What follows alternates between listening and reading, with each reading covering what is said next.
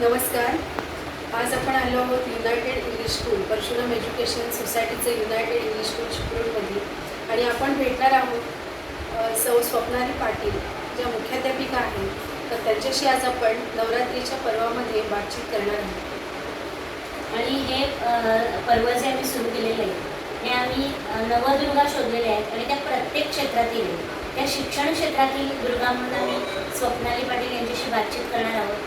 आणि आम्हाला अभिमान आहे की चिपळुणातील मध्यवर्ती आणि नामांकित शाळा युनायटेड इंग्लिश स्कूल याच्या त्या मुख्याध्यापिका आत्ताच झालेल्या आहेत आणि म्हणून सर्वप्रथम त्यांचं अभिनंदन करतो आणि त्यांचं स्वागतही करतो. थँक्यू. तर मॅडम, शिक्षिका म्हणून तुम्ही सुरुवात केली अदोरे कोटी या तिकडे होता कधी, तर तिथपासून तो इथपर्यंतचा सगळा तुमचा प्रवास हा कसा होता? हा काहीसा खडतर काहीसा सोपा असा दोन्ही होता. लग्नानंतर 1991 साली मी सर्वात प्रथम मिरजूळ गंगा हायस्कूलमध्ये शिक्षिका या पदावर रुजू झाले आणि तिथून मग 1997 साली सरप्लस झालं. त्यामुळे युनायटेडमध्ये मी शिक्षिका या पदावर रुजू झाले आणि तिथून आत्ता 2000 साली मी 2020 साली पर्यवेक्षक, पुन्हा 1 जानेवारी 2023 पासून उपमुख्याध्यापिका आणि आता मुख्याध्यापिका.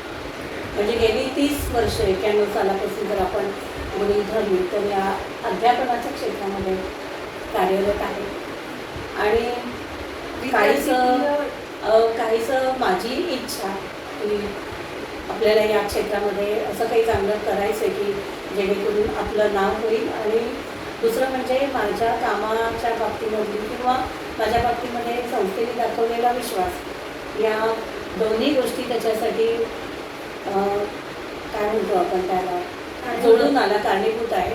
आणि म्हणून आज मी युनायटेड इंग्लिश स्कूलचं मुख्याध्यापिका पद, म्हणजे की पहिली मुख्याध्यापिका युनायटेड इंग्लिश स्कूलची, हे माझ्यासाठी खरंच अभिमानाचं आहे. आणि सर्वांसाठीच आहे, कारण महिला म्हणून एक महिला चिपळूणच्या एका नामांकित शाळेमध्ये गेली युनायटेडमध्ये, मग ते माझ्यासाठी जरा गौरवाचं स्थान आहे. नक्कीच मॅडम, ते गौरवशालीच आहे. विद्यार्थीप्रिय शिक्षिका असा तुमचा असा इतिहास आहे, आम्हाला माहीत आहे. तर विद्यार्थ्यांच्या मनात शिरलेल्या शिक्षिका अशी तुमची ओळख आहे. ते गेले माजी विद्यार्थी असतील, अनेक बॅचेसचे विद्यार्थी जेव्हा बाहेर आम्हाला भेटतात तेव्हा आम्हाला म्हणतात की आमच्या पाटील मॅडमच्या शिकवण्यामुळे आमच्या पाटील मॅडम आमच्या क्लास टीचर होत्या. तर त्यांच्या तुमचा असं कसं काही जमला? मुळात असा विश्वास आहे माझा स्वतःचा की आपण जेव्हा शिक्षण क्षेत्रामध्ये काम करतो किंवा शिक्षिका म्हणून काम करतो तेव्हा आपला संबंध जिवंत गोष्टींशी येत असतो. आणि ती जिवंत सगळ्या ज्या काही बाबी आहेत, वस्तूनही आपण म्हणणार, एखाद्या कोणत्या मुलाला मी कधीतरी वस्तू वगैरे अशी म्हणत असेल, पण जिवंत वस्तूंशी आपला संपर्क जास्त येतो आणि त्यांना आपल्याला वाचता आलं पाहिजे. वर्गामध्ये जी मुलं असतात ती विविध स्तरांमधून आलेली असतात. म्हणजे पूर्वीसारखी आता युनायटेडमध्ये अवस्था आहे असं नाही. आता युनायटेडमध्ये सर्व स्तरांमधली मुलं येतात.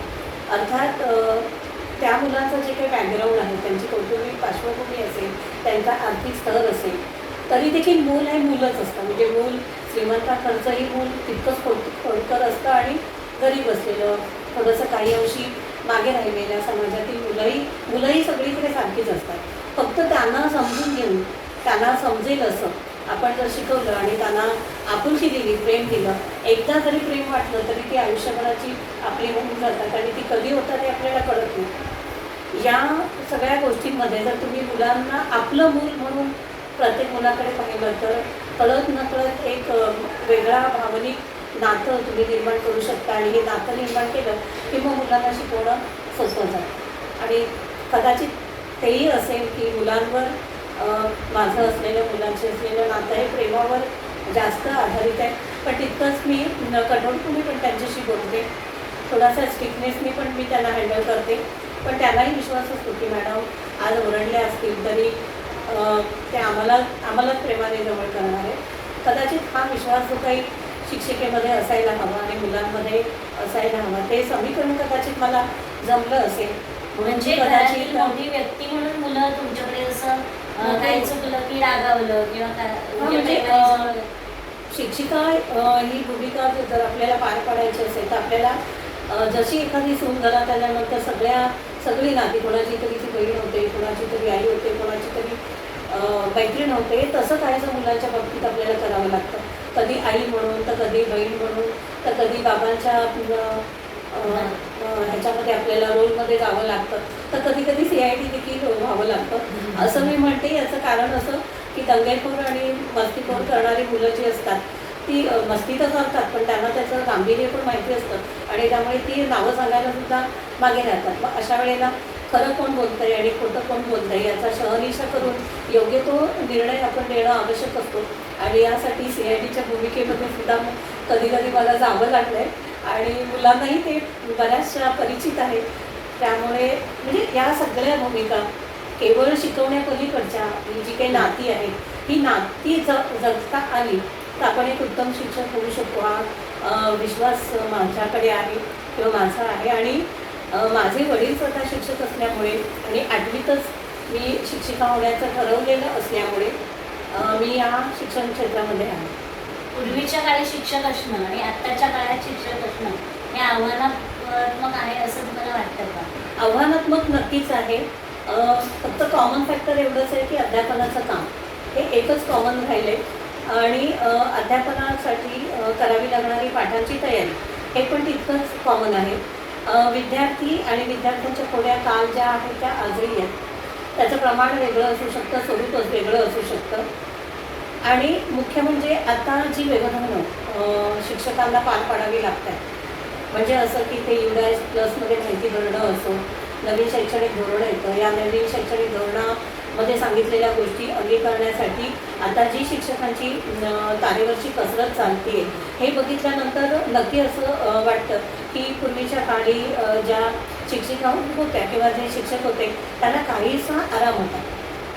आता तसं राहिलेलं नाही. म्हणजे आता घरी गेलात तरी पुन्हा तुम्ही शिक्षकीच्या भूमिकेत तुम्हाला शिकावं लागतं, कारण तुमच्या वर्गामधले जे विद्यार्थी आहेत त्या विद्यार्थ्यांचं आधार कार्ड अपडेट आहे किंवा नाही, किंवा UDAS+मध्ये त्यांची माहिती भरली की नाही, सरळ पोर्टलमध्ये त्यांचा समावेश केला आहे की नाही, शासनाच्या ज्या काही विविध योजना आहेत त्या योजना शासनाने मुलांसाठीच्या जाहीर केलेल्या असतात ते त्यांच्यापर्यंत पोचवणं आणि पोचवणारं माध्यम म्हणून आपल्याला अशा पद्धतीने आत्ता थोडंसं कामाचं स्वरूप विस्तीर्ण झालं आहे.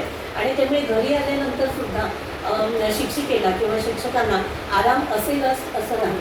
म्हणजे 8 तासाची 10 तासाची नोकरी आता तर ती कदाचित गेली असं म्हणजे घरी सुद्धा आल्यानंतर व्हॉट्सअपवर आम्ही सुद्धा आमच्या शिक्षकांना मेसेजेस पाठवत असतो की उद्या हे काम पूर्ण करून घ्यायचं आहे. त्यासाठी म्हणजे 24 तास केवळ एक करमणुकीचं साधन व्हॉट्सअप पाहणं म्हणजे ते केवळ करमणुकीचं अशाही पलीकडे जाऊन आता शिक्षकांना काम करावं लागतंय. आणि नक्की त्यांचं या बाबतीमध्ये मी तोही काळ बघितलेला आहे.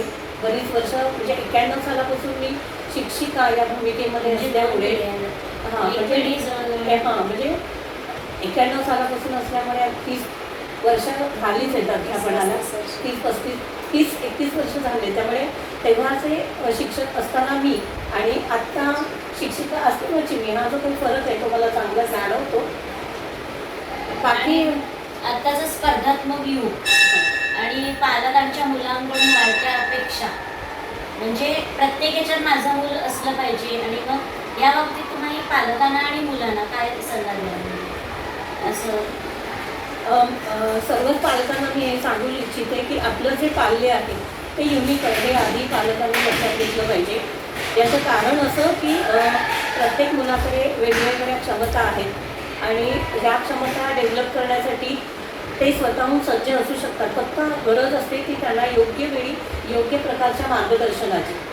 मुळात आपण इतरांची जर कंपॅरिझन केलं नाही, कंपॅरिझन करण्यापेक्षा आपल्या मुलामध्ये काय चांगलं आहे आणि तो काय चांगलं करू शकतो याची आपण तपासणी केली तर आपण नक्कीच आपल्या मुलांना त्या दृष्टीने घडवू शकतो. दुसरं म्हणजे असं आहे की आपण आपल्या म्हणजे आत्ताची मुलं ज्या वयामध्ये जेवढी स्मार्ट आहेत तेवढे कदाचित आपणही त्यांच्या वयात नसतो. हे पालकांनाही चांगलं माहिती आहे. तेव्हा काही गोष्टी 10वीत असताना त्या कळल्या नसतील, पण आता त्या गोष्टी 8वी 9वीच्या मुलांना कळत आहेत. याचा अर्थ असा आहे की मुलांमधला जो स्मार्टनेस आहे तो वाढलेला आहे. तो प्रसारमाध्यमांमुळे असेल किंवा अन्य गोष्टींमुळे असेल, पण नक्की मुलं स्मार्ट होत आहे. त्यांना बाकी काही नाही कळलं तरी डील कसं करायचं, कोणाशी कसं बोलायचं, या गोष्टीचं काही अंशी आपोआप कळतंय. फक्त एवढंच की त्यांच्या ज्या नकारात्मक किंवा निगेटिव्ह भूमिका जर होत असतील तर त्या कशा पॉझिटिव्ह करायचं याच्यासाठीची पालक म्हणून आपल्याला कसरत करावी लागणार आहे. समुपदेशकाची भूमिका. आणि मग अशा वेळेला पालकांनी थोडंसं समुपदेशकाच्या भूमिकेमध्ये स्वतःचं मूल समजून घेऊन त्यांना गाईड जर केलं तर मग मुलं छानपैकी त्यांना रिस्पॉन्स देऊ शकतात. आणि मुलांमध्ये आणि पालकांमध्ये दरी असणं आजच्या काळामध्ये कोणत्याही दृष्टीने फायद्याचं नाही. तर जास्तीत जास्त पालक आणि विद्यार्थी यांच्यामध्ये जेवढं सामंजस्य असेल, यांच्यामध्ये जेवढा घरोबा असेल, यांच्यामध्ये विचारांची जेवढी देवाणघेवाण असेल, आपुलकीचं नातं असेल, तेवढं मूल यशस्वी व्हायला घरातलं हे वातावरण अधिक फायदेशीर होऊ शकतं. मॅडम, तुम्ही आम्हाला वेळ दिलात आणि त्याबद्दल आम्ही नक्कीच तुमचे आभारी आहोत. पण युनायटेड इंग्लिश स्कूलसारख्या अत्यंत प्रतिभावंत मुख्याध्यापक आपल्या या शाळेचा मुख्याध्यापक पद तुमच्याकडे आले आणि एक तुमचा पूर्वेतिहास पाहता तर आम्हाला नक्कीच खात्री आहे की तुम्ही भक्ती परंपरा कायम राखणार आणि त्यासाठी आई जगदंबा तुम्हाला खूप सारे यश देऊ. त्यासाठी नवरात्रीच्या या पर्वामध्ये शुभेच्छा देतो. भावी वाटचालीसाठी शुभेच्छाची देतो आणि तुमचा विरोध करतो. धन्यवाद. आभारी आहे मी. आभार मानणं आवश्यकच आहे. मुळामध्ये ही जी संकल्पना आहे नवदुर्गा, होतं काय माहिती आहे, आपल्याला जगामधल्या गोष्टी माहिती असतात किंवा अन्य ठिकाणच्या कर्तृत्वान महिला माहिती असतात, पण आपल्याही चिपळूणमध्ये अशा काही महिला आहेत की ज्या स्वतःच्या अस्तित्वासाठी झगडत आहेत. मग ते अगदी चिंचनात्यावर भाजी विकणारी एखादी महिला असेल, एखादी कॉर्पोरेट क्षेत्रामध्ये काम करणारी महिला असेल, बँकेत असेल किंवा अन्य ठिकाणी कार्यरत असेल, पण शिक्षण क्षेत्रामध्ये कार्यरत असणाऱ्या एखाद्या शिक्षिकेची आपल्याला मुलाखत घ्यावीशी वाटते आहे, म्हणजे घ्यावीशी वाटली आणि तिलाही तुम्ही नवदुर्गेचं स्वरूप दिलं आणि तिची मुलाखत घेतली, ते खरंच स्तुत्य आहे. यामुळे होतंय का की चिपळूणमध्ये ज्या महिला आहेत त्या महिलांची ओळख होते, म्हणजे आपलीच आपल्याला नव्याने ओळख होऊ शकते चिपळूणकर वासियांना. आणि म्हणून तुमचा हा उपक्रम स्तुत्य आहे, खूप छान आहे. एवढं मात्र मी नक्की सांगेन, इनोव्हेटिव्ह आयडिया आहे ही. आणि असेच अनेक उपक्रम तुमच्या हातून पार पडत आणि त्यासाठी माझ्याकडून जर काही मदत लागणार असेल किंवा मी काही करावं असं आवर्जून आपल्याला वाटलं तर मी नक्की त्याच्यामध्ये सहभागी होईल, एवढं मात्र मी आपल्याला सांगते. आणि तुमचे पूर्णपणे आभार. खूप खूप धन्यवाद मॅडम, इतकं छान आहे.